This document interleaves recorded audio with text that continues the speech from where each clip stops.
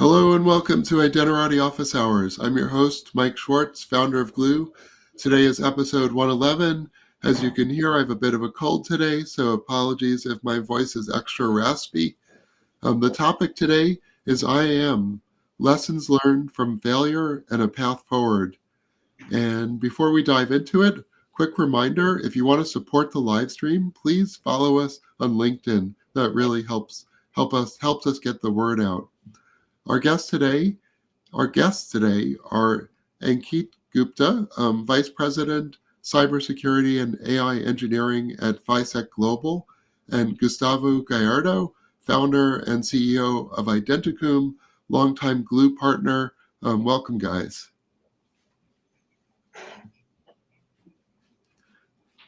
I think, Ankit, you're on mute. Thanks, Mike. Thanks for having us, and great to be here.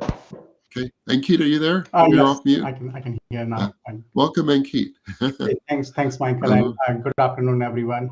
This is Ankit Gupta.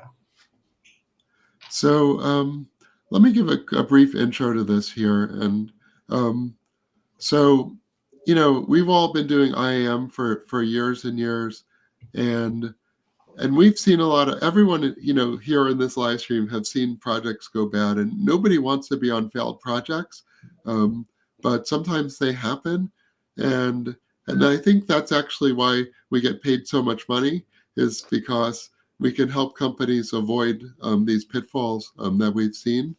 And so I like this topic, talking about sort of lessons learned, and before this live stream, we sort of got together and we put together a number of reasons why projects go south, and I'm going to sort of run through them and maybe give Ankit and Gustavo a chance to respond to these, and then maybe I'll chime in with a couple of my own war stories too.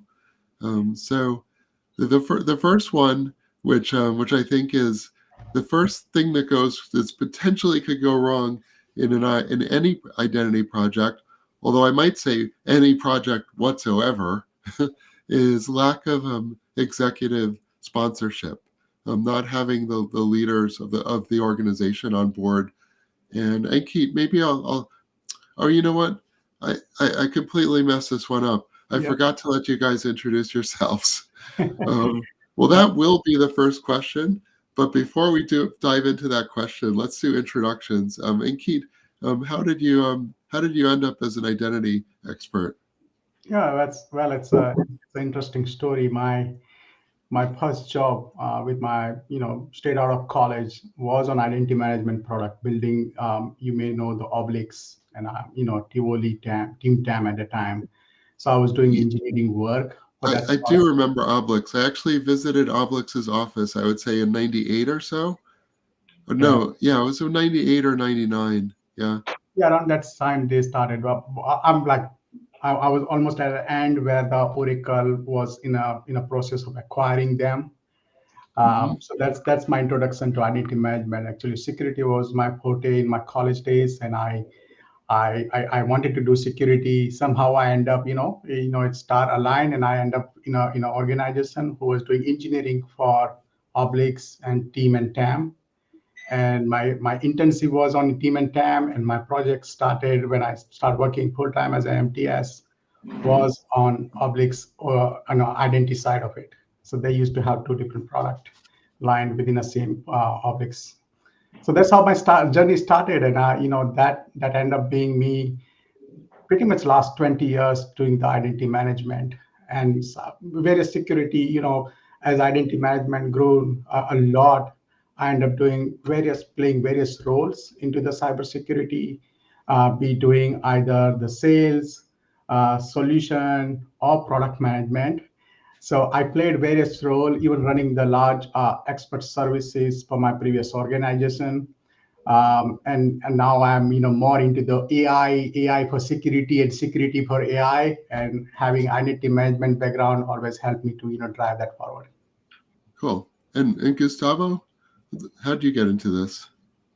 Well, if I can think of it in like in three big chapters in my professional career. During the 90s, I was working in infrastructure, mainly Novell network days, mostly file and print, collaboration, networking, etc. My second chapter would be when I actually joined Novell in consulting, and that's where I moved specifically from directory services, which was my specialty in the 90s, to what eventually became the identity products, the previous versions of previous products of what ended up in the access management and identity management products. And then almost 20 years ago, by the end of this year, I left there and started Identicum to basically focus completely in identity management, access management, and move to multi platform, multi vendors, and focused especially the last 10 or 15 years in the open source pieces of identity and access management, and that's when we, for example, started working with Glue. Right, and you're one of our best integrators, and so we love working with you guys. And okay, so now we can actually pivot back to the topic at hand. Keith, back to executive leadership. I have this saying, there's a saying in the telecom industry that if you want to sell telecom in a country, you have to convince the president or the leader of the country in order to sell telecom. But I feel like that's true. Like every company is sort of like a small country. And the same thing applies. If you don't have basically top level leadership, from CEO down, really on board, you're really going to run into trouble. But what are your thoughts on this topic? Why did you raise that as like the number one reason why projects might struggle? Yeah, so that's like I would say always the number one item in any organization for any project, not just identity, but more for identity, because we being as a security practitioner see again and again, we have to sell the security. Even nowadays, you need to justify. And when you are talking to your executives, if they are not onboarded with the program and the outcome, or they are not sure about the business outcome, specifically as I grew in my role, I used to be more technical talk and technical guy trying to explain the business, right? Why you need this, why you have the identity management or security platform, why you need to do MFA enforce and all those things. I have seen the struggle, not just for me as a running some of the practice or even my customer, they internally not able to sell that to the business. And I think it's on both sides. I have also seen the situation where a first phase goes live where stakeholder are onboarded, not just one stakeholder, everyone in organization are onboarded. But let's say a phase two comes, and again, you see the situation where not everyone onboarded, even the stakeholder are changing, your executives are not onboarded. It's hard to manage those programs. And I have seen again and again, after a few months or few years, they will consider the identity management program maybe as a failure because or not meeting the expectation, because business always have some other priority.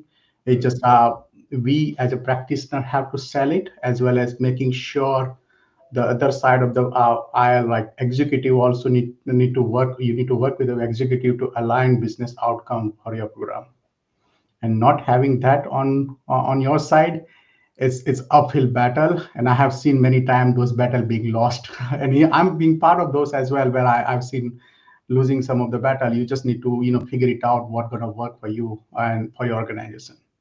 Yeah. Gustavo, any thoughts on this topic? Yeah, in our case, and probably even inherited from my early days where I studied in infrastructure, and then it was a challenge in the Novell days. We typically, or we have had a lot of projects, of experiences, beginning without that executive support or that business side of the house in line, and we kind of had to learn along the way how to move from practical technical platforms higher and higher in the chain, selling business value and selling to business people to be able to convert those technical implementations into an AAM program along the way. So that has been always both the opportunity, but also the challenge, where depending on the customer, the culture, etc., it's been possible or not. In those customers where we were able, or the customer was actually looking from a top-down approach, a more integral deployment or program, that's typically easy, but we have had to work around many times the other way around. And Keith, let me dig on this a little bit. What are some of the signs that you might not have executive leadership? Because, you don't get brought in out of nowhere. Somebody brought you in. So what are some of the signs that you would say that maybe you don't have executive leadership on board? So the first sign when executive not on board is as simple as you have the stakeholder meeting and not many people show up. Like executive are staying away from those meetings, or they don't see as a priority. The second, you will start seeing the funding going away from your priorities or your plan. And the third would be eventually being seen as a risk program, more seen as a risk to the organization rather than the empowering the organization. So like I have seen, and even just few days back, I talked to one of the CISO of large Fortune 500 company, and the challenge for him is to making sure that business keeps seeing the value continuously, not just even being the CISO, he have to justify the outcome of program every time, and that's like he need to make sure the risk is aligned to their business goal, and how they see the identity program or security program is a driver for them, rather than just one more technical control to get through the maybe audits and stuff like that, but rather more towards the getting overall outcome for their organization. So those are the few very simple sign you will see right away. You also, one of the sign is they don't have the long-term plan, as simple as that. If you don't have the strategy, and I have seen many organizations, I think Gustavo mentioned, when initially when we go to the customer, or when I was there, we ask simple question: do you have the identity strategy? Do you have any plan? A lot of customers don't have plan, they are still gonna figuring out. So one of the first thing I like to do, and I'm sure all of us as a practitioner is working on it, is to find out who are the stakeholder, what is the alignment, and they have a strategy to make this successful as organized, not just as an individual team, but as an organization. So Gustavo, these identity projects, like, they never end. Absolutely. We have had many customers in these 20 years where with beginning and end projects, but in our case, in most cases, we basically become an integral part of their AIM program, and those that are or have been really successful is those organizations that were able to convert that initial project into an ongoing program. Maybe not that intense as the initial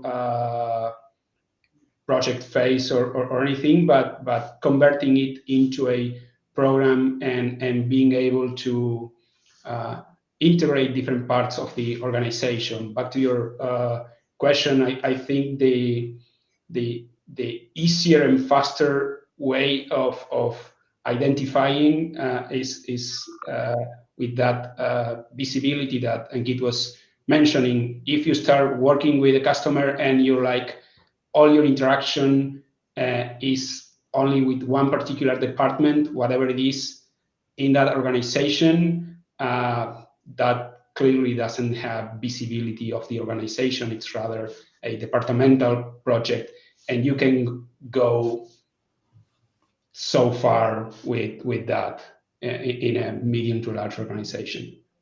Yeah. So I once worked with a customer, and they said, we don't know how to fund this because we fund projects, and projects have a start date and an end date. And the project you're proposing doesn't have an end date, and we don't know how to think about it. So, Ankit, do you think that this presents sometimes a challenge for management, where they're how do you keep their interest, and how do you make the case that this is something that they should stay engaged with over the long term? So one of the best way to manage that is keep delivering the value, right? As you organize, even the small, right? One of the customer I in past when started, they have only 20 administrative account to manage, 20 to 30 at the time. Very small chunk of their large pool, but that allowed them to see the visibility, and now the program got extended. Right now they see that, hey, I once the executives saw those things, that hey, how this can be helpful, they start realizing the value. So obviously making the program, which is, every customer is different. Gone are the days where identity program was seen as a big bulky deployment, and it take I did one of the project which I know it took like 2 years to deliver. There are like 20 different team involved, and we kind of greenfield, we did everything. And nowadays everyone expect that you have within 60 to 90 days you start showing the value. Being a SaaS product now, there is no deployment as such. You have the very rapid onboarding of your platform and start delivering the value, and making sure that the values are aligned to organization. Every organization I have touched, interacted, everyone have different goal, right?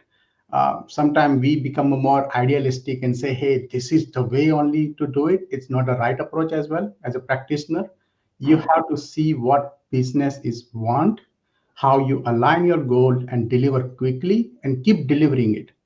One of the good metrics I have seen, showing the cost saving. Everyone like to save the money, right? Everyone like to, showing that, hey, we have saved this much time on this resource, either is onboarding, offboarding of the resource.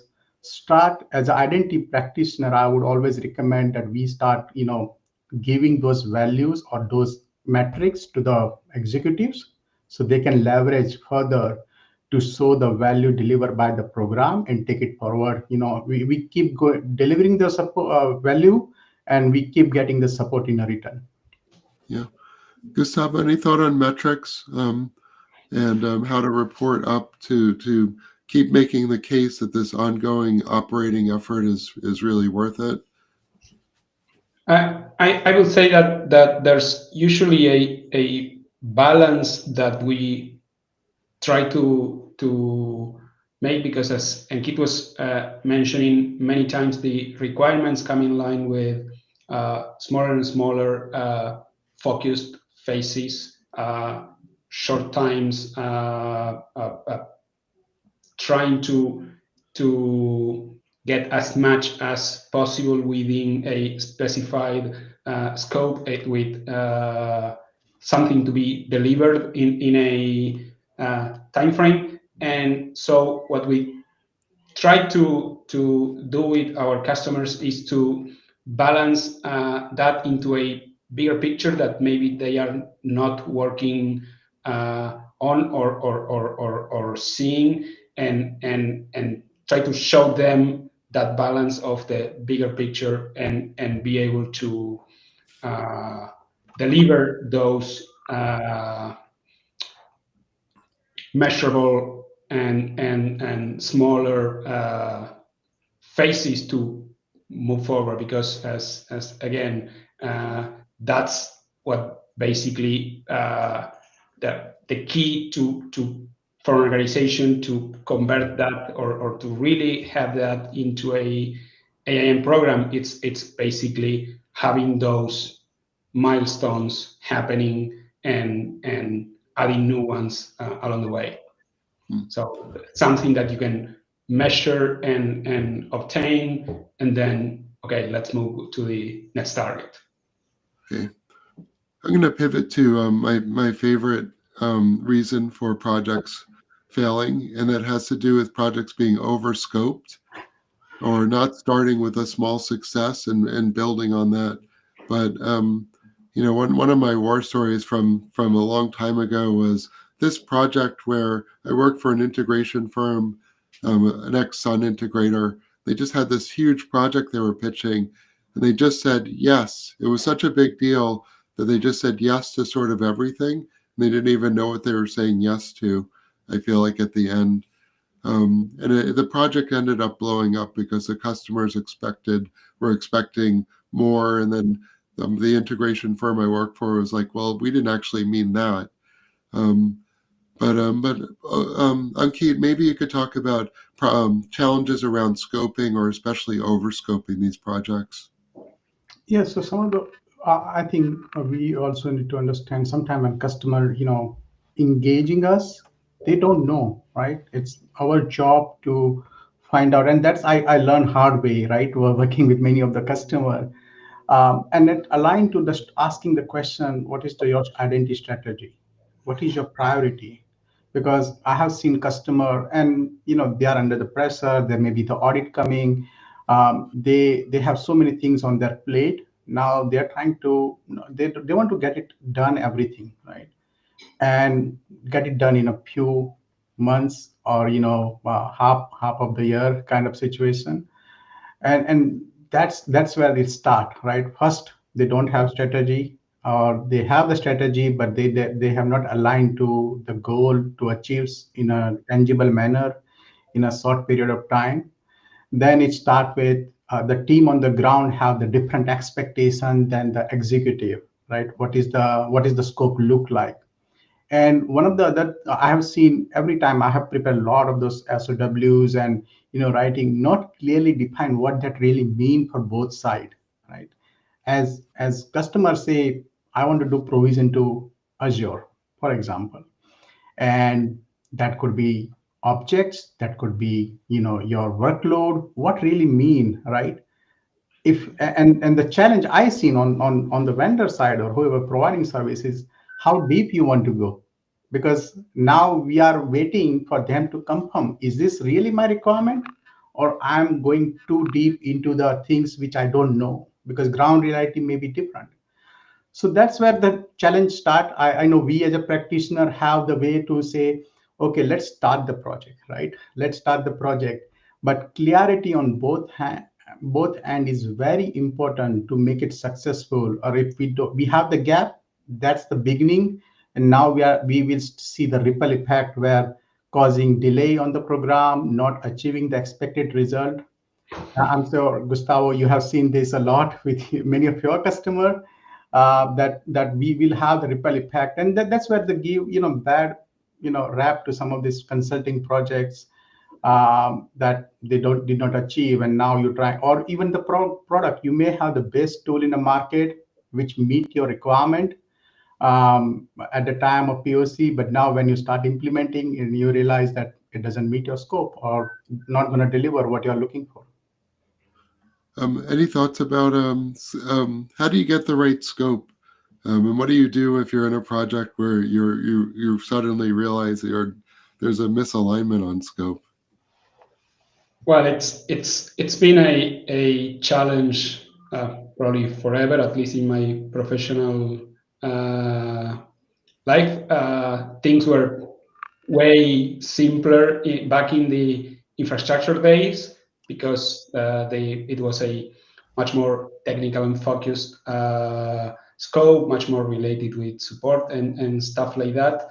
And both in my Novell years and then along the years with Identicum as an organization, we have had a lot of those old early 2000s big AIM projects with 12, 18 months waterfall, first huge phases with a lot of risk until you eventually came to a light deployment and then things would roll.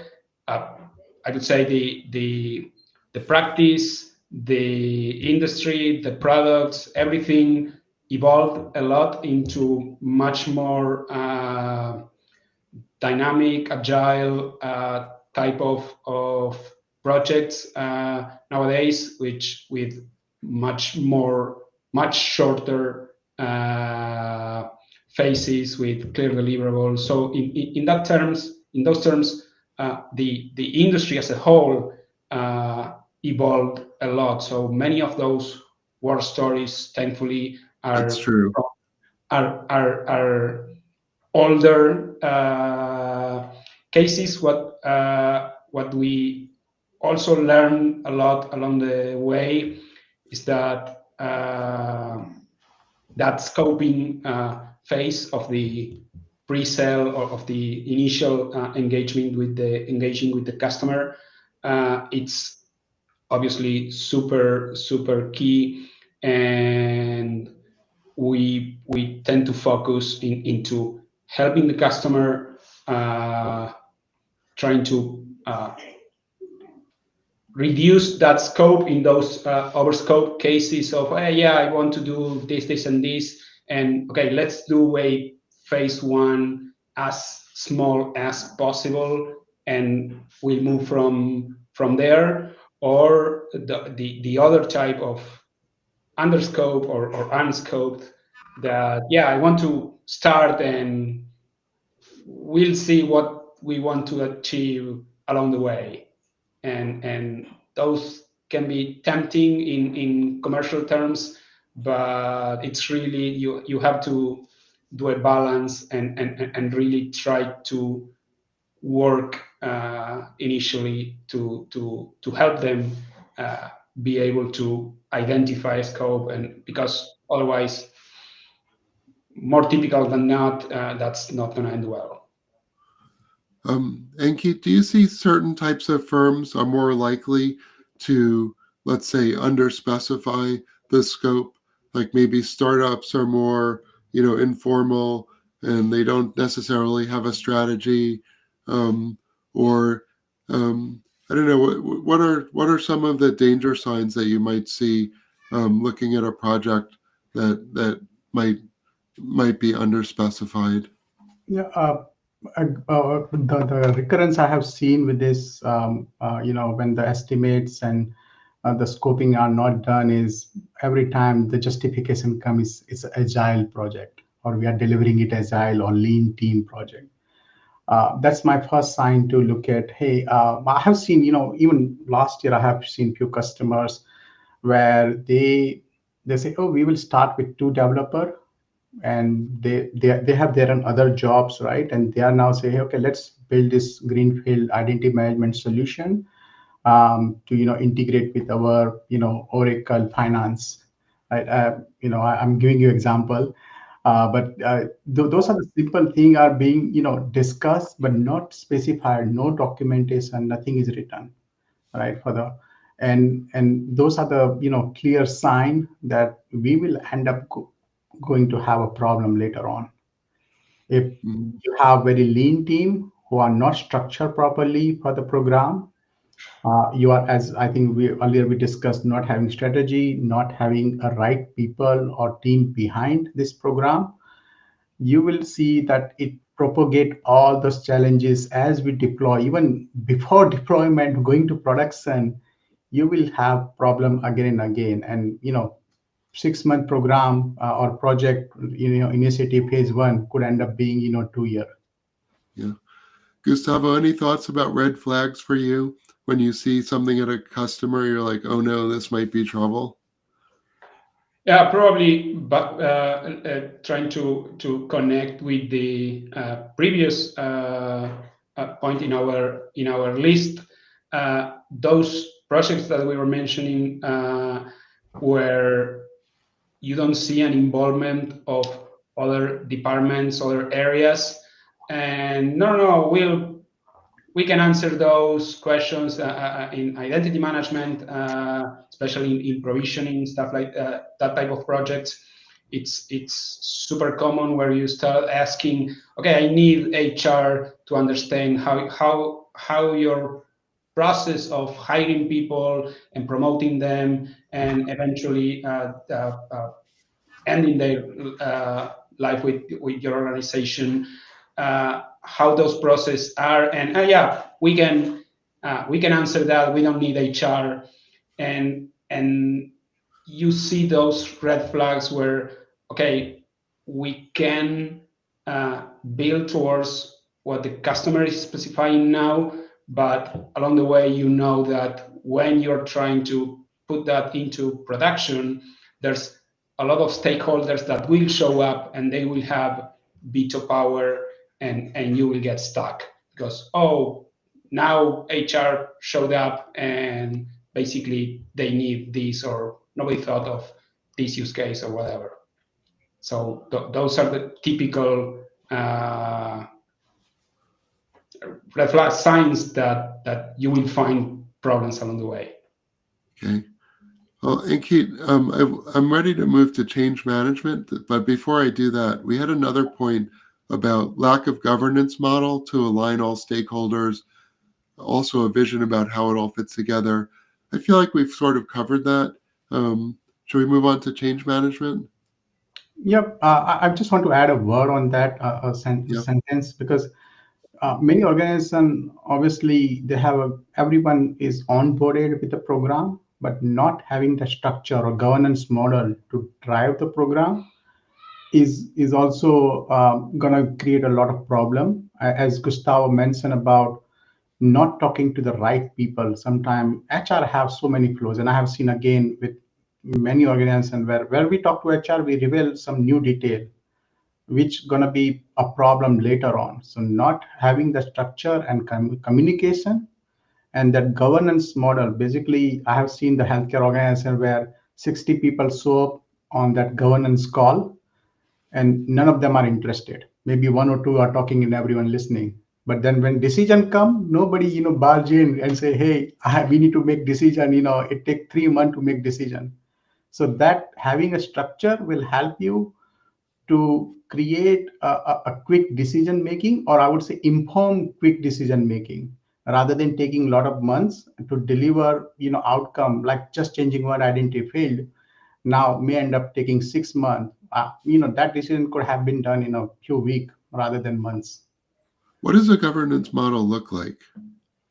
So the Is it governance formally written out, or what would you ideally like to see when you go into an organization as the governance model?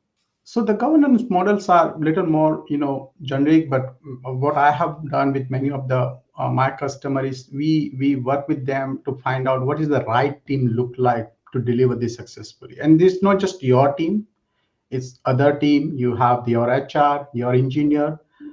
We like to build the program as a plan, build and run. Sometimes people who are building in phase one are also the people who are going to run in phase two. So that's not a planning, right? Because if they are the one who's going to run, then who's going to build the continuous build? So once you have the structure aligned and you have your security team, your HR, your other business stakeholder, your CISO, or even including CEO, right? Or CFO who funding this program, having them align on the same place will allow, and there is a whole lot of diagram. I have like phase one, phase two, phase three, I have built for many of my customer, but phase one, at least have the right people start communicating, and then by year two, year three, you have a more solid structure which help you to drive the program. And there are but align everything based on the plan, build and run. because that's the structure you want at the end of the day. I'm going to leave you in the hot seat and switch to change management because we only have like 10 more minutes, so we have a couple more points. Change management was sort of an interesting point when we discussed it. It's how do we, especially move from, let's say, dev to QA to prod, and how do we update this continuously operating platform. But what are your thoughts on why change management ends up being a challenge for identity projects? Because many of the identity management tool, even nowadays, I have seen a lot of them. They are not meant, or they are not built the way many of the organizations run their change management, and it end up being a biggest challenge or hurdle. Because in organization, when you talk to the customer, they will say they have been following this process since last 5 years. All their SaaS platform, everyone are more robust, everything on Kerberos and Kubernetes and all. My bad on Kerberos, but Kubernetes and all, and they have everything laid out well. And now you're introducing new tool, but it does not follow the similar release management process for T2P, and Mhm. now you end up breaking that process, and it delaying or getting more acceptance from other stakeholder that, hey, we will allow this process. And that's also change management is not just a technical thing or building the pipeline. It's about the culture of the organization, to understand that not every tool gonna follow. And as a practitioner, we need to help organize, hey, this tool have certain capabilities. They may not be focused or aligned to your exact release management process, and try to bring both the side together to have a more smoother. Otherwise, that whole pipeline of plan, build, and run, when it comes to the build and release, it's gonna get disrupted again and again. Gustavo, any thoughts on change management? Sure. The as Ankit was mentioning, the life cycle, the tools, the know-how, etc., is uh, across the industry and in the products much more focused and much more active in deploying code. What we have worked a lot along the years with different products, and Blue, it's one clear example of that, is in developing tools that we use to manage the life cycle of the configuration, which is a great uh, part, a great deal within that life cycle, because again, the customers, the organization, it's much more focused, or has the tooling, the processes to manage life cycle of the binary code that medium to large organizations have pretty much figured that out. But in the identity space, there's a lot and lot of configuration that you have to manage along environments, and that part is not really mature in the product, in the processes.